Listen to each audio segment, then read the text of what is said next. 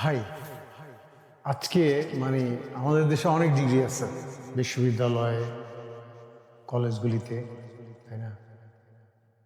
আমি আজকে এমন একটা নতুন ডিগ্রির কথা বলবো, যেটার নাম হলো কি জানেন? Vote engineer. আমরা অতীতে ভোট ডাকাতি শুনছি, ভোট চুরি শুনছি, রাতের ভোট শুনছি, কিন্তু ভোট ইঞ্জিনিয়ারিং আমরা শুনি নেই।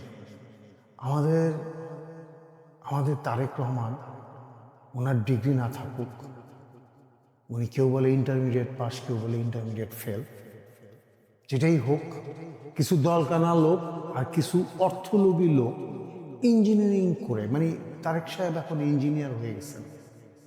উনি ইঞ্জিনিয়ারিং করে আমজনতা, সাধারণ মানুষের কি পর্যন্ত আঘাত করছেন,